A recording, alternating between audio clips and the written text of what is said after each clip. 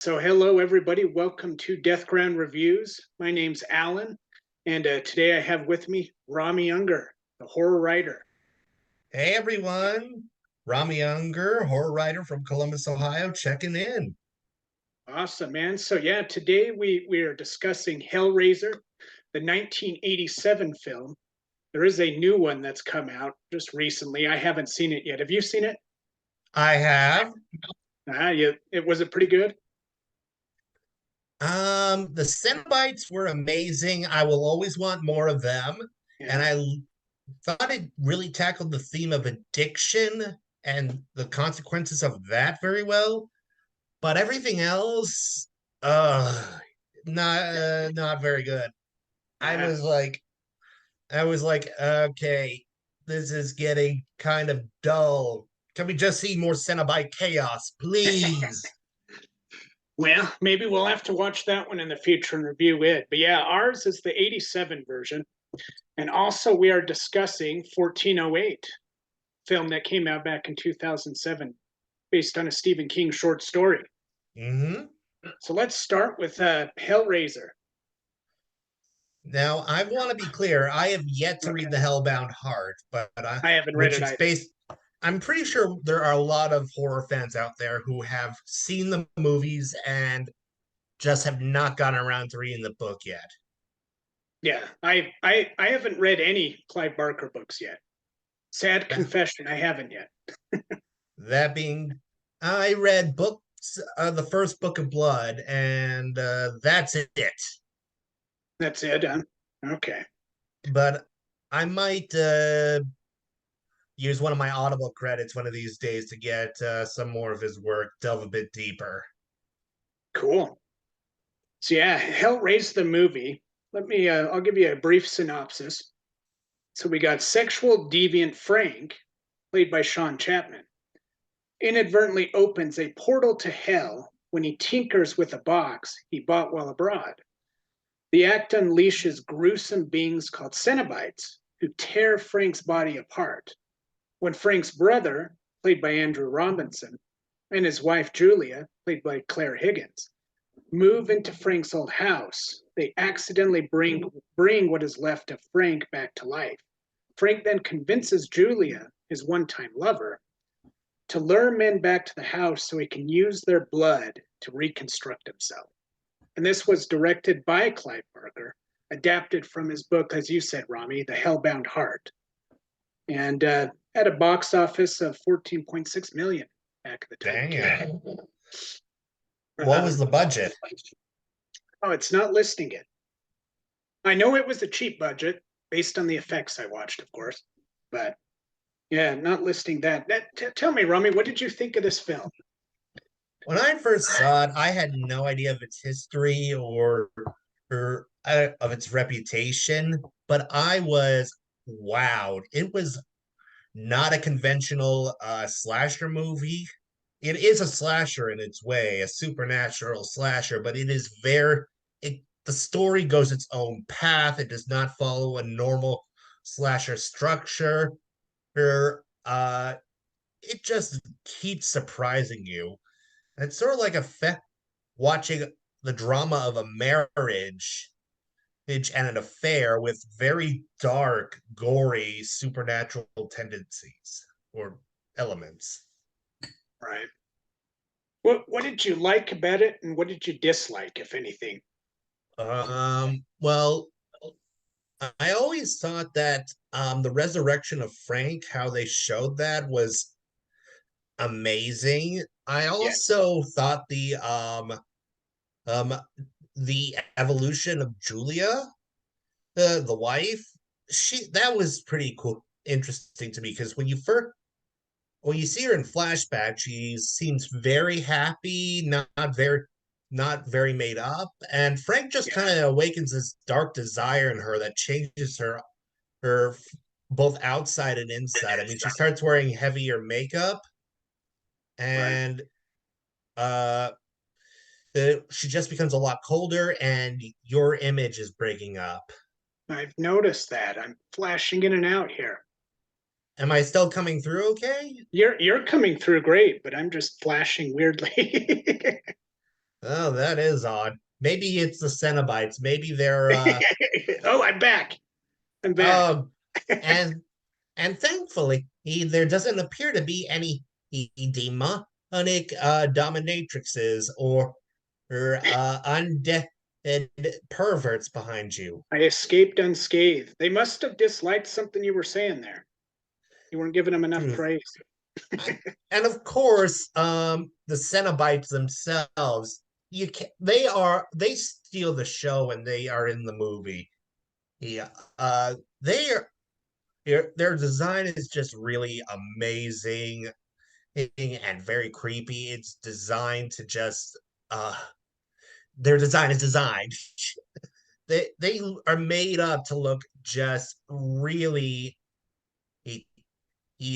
disturbing, like not even just scare you silly, but it just to make you feel very uneasy. I mean, you got one that's the the chatterer with no eyes and just teeth are clacking Yeah, together. You got the big butterball who's like a mouth and a pair of that guy goggles was and the nothing. creepiest for me. The big butterball guy. There's that Yeah, then scene with the little girl. Not little girl. Sorry, the daughter. When she first is introduced to them, where he licks his lips. Do you remember that? I But think so. yeah, when Pinhead, before he says, "We're going to rip your soul apart," and he licks his lips, Oh, looking, I that love was that creepy. line. We'll tear your soul apart. Oh, and Exactly. Pinhead he's just got a great design. I mean, it look just your first look at his face, you go, ouch, because you can see all those pins in his face. And then there's the female Cenobite. Uh, she looks like she's had way too many piercings and it's gone all wrong, and I just love it. Uh, and they the scary part about them is that they really aren't demons, and they're really just they are scientists. They're explorers of sensation and exploring Extra where dimensional explorers, in a sense. yeah, they are pioneers in pain and pleasure. They're not good or evil. Well, they say it themselves, gods to some, devils to other. There's really all they care about is just further experimentation. And it's only in the later films that they really get this dark, evil reputation. But in the original story, in the original film, and in the remake to some extent, and or I guess it's a reboot to some extent, and they are just doing their mission, and they treat us like we would treat lab rats, lab test animals. We just talk back when they're experimenting on us. Right. For me, so like I loved the practical effects of that scene with Frank. I thought they did a terrific job with Oh, that when he first reemerged. Um, I really loved, the extra dimensional idea of these Cenobites and where they come from and the mystery. There's almost an epic kind of mystery to that. That was part of the story I found very engaging. There were parts for me though I didn't like. There were things that seemed implausible for me, like like with what the puzzle box, the design of it, how it works. well, just Frank out in this room, hidden away, and like the brother never really recognizing him there in the small house. Some of that felt kind of really implausible to me. And like in the early beginning point, there's rotting flesh in the sink and maggots in there. It's like, why wasn't that ever like cleaned up by the realtor or something? And I wouldn't have wanted to Maybe move the in. realtor never. I get the sense that they're inheriting the old family home, so they feel, for all they know, Yeah, nobody's been inside for a few years. It's just been vacant. They may not have even realized that Frank had been bought. Hey, so they were like, "Oh, looks like Frank stopped by without telling us. He's the black sheep of the family." maybe so. I guess what it is too, Rami, is I've heard so much about this film since I was like 10. I remember seeing it on the with the cassette tape displays at the grocery stores, the 10-year-old kid going, "What is this movie?" And I guess I was And that just expecting. shows how much older you are than I am. Because by the time I started seeing those sort of displays in grocery stores, they were DVDs. Right, yeah. And oh, I'm fading out again. I pissed him off. Oh no, don't take him to the hell priest. Oh, I'm back. Oh, thank But God. um, so I was a little underwhelmed because I was imagining something, I guess, so much more. But still, there are good things about this movie. There really are, and I can't Yeah, totally exclude it all. and I've seen some of the sequels. 2 and 3 are enjoyable to watch. 4 was the last one to be released theatrically, and it's kind of weirdly interesting. It's kind of like Hellraiser meets Jason X. And Mutations that go yeah, on and in sequel. it gets and after that, from what I hear, it just goes really downhill in direct to video sequels. But if You know what we need? We need a movie that's similar to like Avengers, but it's like every like famous horror movie monster. they tried doing that, Oh yeah, Universal Universal tried that with ah, I never first saw. with Dracula Rising, and then with 2017's The Mummy. He Dracula Rising. Even the Cenobites are upset by my mentioning that Yeah, it because you're faded out again. I'm like entering a new dimension here, guys. Sorry. Dracula Rising was good, but it did not do as well as the box office or with the critics. And oh my God, 2017's Mummy movie with Tom Cruise was so awful that Oh, I forgot that about that one. No wonder. yeah, it was I did see it that was one. I can't remember a thing. it is bad. It is bad enough that it inspired the novel I'm currently writing, which is basically a response to that movie. This is my response is this is how you do a modern mummy story. Oh, we even got an echo there. Let's move on to good old 1408, shall we? Yes. That is the one I have read the original story, and Here, that is the one movie where I would say that it surpasses the source material. indeed. Here, I'll give us a summary here. So we got Mike Enslin, played by John Cusack. He's a successful author who enjoys worldwide acclaim debunking supernatural phenomena before he checks into the Dolphin Hotel, that is. Ignoring the warnings of the hotel manager, played by Samuel L. Jackson, he learns the meaning of real terror when he spends a night in the reputedly haunted room. This was released June 22nd, 2007. Director is Mikael Hafstrom. I pronounced it wrong, by the way, but it's something like that. Story based on Stephen King's short story. And box office was 133 million. Yeah. Pretty good. Yeah.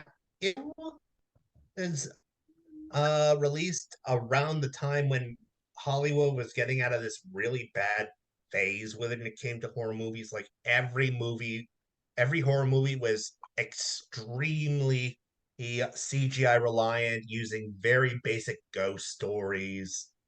He's so Oh, it was a breath of fresh air, but it was also a damn good psychological horror film. You Well, know what? because the room's alive and it's taking advantage of Yes. all his psychological pain, all his trauma and grief It's to more really than fuck with just him while also finding new ways to mess with him to make him feel like he's losing his sanity. I'm right. sorry, I I mean, keep interrupting you. no, I keep interrupting you. No, I just what you said gave me some thoughts. It's more than ghosts. It's an entity itself. This room, like you said, it's alive itself. One thing I noticed too, Rami, I Stephen King short stories. I think they do better for adaptation into the visual form of a movie better than his novels. And I think the reason why is the short stories like this nugget, this seed of inspiration. Whereas the novel, you have so much more content there to work with. Whereas the short story, it gives the filmmaker so many different liberties and directions they can go with it. Gives them more creative liberty to play with. And I think that's why short stories oftentimes work a little better. Yeah, but it also really depends on what the short story is and how well it's adapted. I mean, Sure, in sure. for every 1408, you have at least one or two Children of the Corn. That's Yeah, a genuinely scary short story, yeah. but the movie Didn't work. adaptation was just, it was campy. There's only like one or two really scary moments. King said, I remember in an interview that well, I don't want to detract from 1408 too much, but one thing I loved about this movie too was the story arc of Mike Enslin. He Oh started, yeah. this very cynical, selfish, skeptical man. And then this supernatural, extraordinary experience pulls him out of himself and makes him see a much more wider world and helps dissect himself. Like you said, it's using a lot of his memories and his pain and all that. Makes him face certain things he didn't want to face, and I found that a meaningful arc and kind of just meaningful in general of that kind of horror story, that wider universe, then it pulls us out of ourselves in a sense. Yeah, I like what it does. I mean, yeah, there are a couple of things that looking back have just not aged well. Like when the post office is being destroyed, that scene revealing the hotel room underneath, and it's just like everything's going in fast motion or slow motion, and he's like just That bothered you, huh? I kind of like yeah, that. that's silly in retrospect. Hmm. Yeah, I was okay with that part. Mm. Like I was happy with how far they were willing to take it. How they allowed him to kind of go into this parallel sort of dimension of his own life. And then as you said, when they smash it back down and it's the motel room again, he's back there again. That was fun seeing him willing to take it that far. It's like the short story by King, it kind of just it suggests that kind of depth and exploration, but it's the tip of the iceberg. And then the movie goes, let's take a look at the rest of the iceberg. It dives under and shows us so much more. Yeah, I love that. And the climax is pretty awesome because he takes I've seen that movie once or twice before. Or in fact, when I was younger, I would not let my younger sister watch it with me because it was too terrifying and I knew it would traumatize her. Right. Or but this time around when I watched it I was watching it trying to I kept watching the level of alcohol in the bottle. Well, just to be just to be like, okay, does he have enough? Does he have enough? And I can't remember if it like automatically refilled at the end of the hour or if it always had that much in it. But oh my god, I love that scene where he just takes that bottle of fancy alcohol, turns it into a Molotov cocktail, and sets the entire room on fire and just goes crazy with it. And then when he throws the glass dish out the window and that lets in all this fresh oxygen for the fire to feed on. That is Did you such ever? Oh yeah, it's a powerful scene.